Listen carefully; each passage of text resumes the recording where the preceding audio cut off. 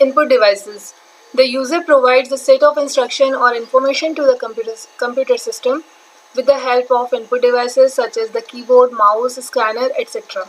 The data representation to the computer system is in the form of binary language. After that, the processor processes the converted data.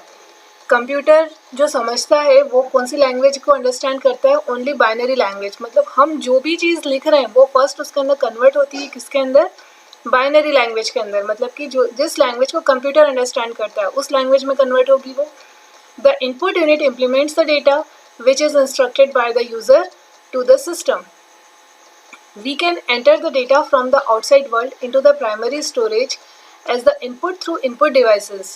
The input devices are the medium of communication between the outside world and the computer system. मतलब हम क्या है, हम outside world है, हम बाहर बैठे हैं कंप्यूटर के और we are interacting with the computer system.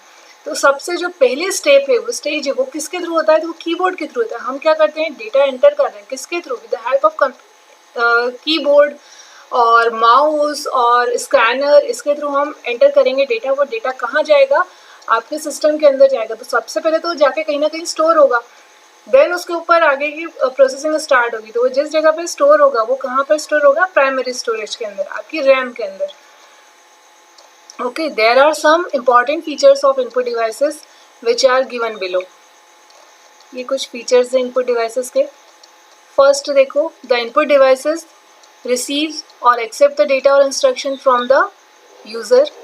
These devices convert the data or instruction into the machine readable form for further processing. जैसे हमने डेटा को एंटर किया यहाँ से वो किस में कन्वर्ट हो जाएगा, मशीन रीडेबल फॉर्म में. The input device performs like the connection between the outside world and our computer system. The keyboard and mouse are common examples of input devices. When the whole procedure is finished, we get the desired output from the output devices such as monitor, printer, etc. Okay. Now output devices. The output devices produce or generate the desired result according to our input, such as a printer, monitor, etc.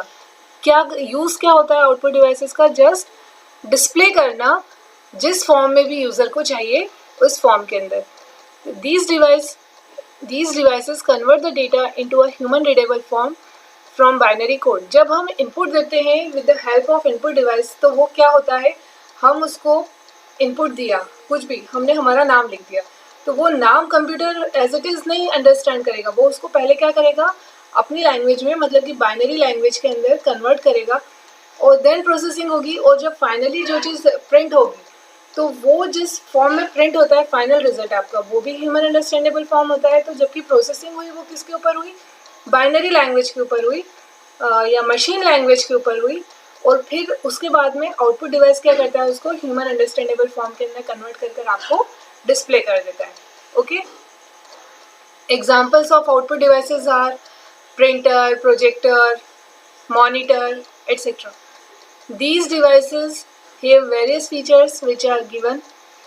These devices receives or accept the data in the binary form. Okay, the output devices convert the binary code into the human readable form. These devices produce the converted result and show to the user.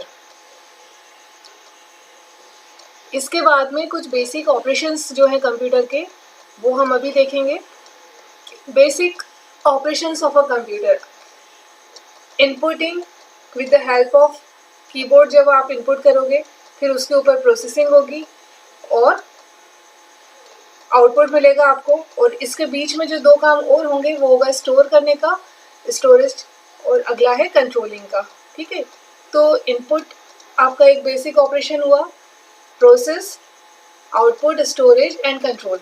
Okay, तो input जो है ये इसमें क्या होता है, it captures the data from user or it is the process of accepting data or information by using input. The computer can do any process. Next is processing. It is the process to convert the input into output. Then outputting, it is the display or output of result from processing. Then storage, it stores the data or information or instructions for future use. Next is control. It directs the manner and sequence of all the operations to perform in a computer system. Okay, so these 5 are the basic operations performed by computer system. आज हम इतना ही पढ़ेंगे. Next class अब जब होगी आपकी, उसके अंदर आपको ये रिमेनिंग चैप्टर प्लस इसके नोट्स आपको प्रोवाइड हो जाएंगे. और आपको जो बुक परचेज करना है, मैंने कल भी बता दिया था, इन्फॉर्मेटिक प्रैक्टिसेस GPH पब्लिशर की, नितिन के नायक उसके राइटर है. इसके अंदर आपका कंप्लीट कोर्स है, प्लस लैंग्वेज भी इसकी बहुत इजी है और पूरा सिलेबस हमारा इसके अंदर कवर हो जाता है. तो आप अभी इस वीडियो को देखिए और एक बार और देखना, अगर इसमें कुछ प्रॉब्लम आए तो you can ask me. Okay, best of luck.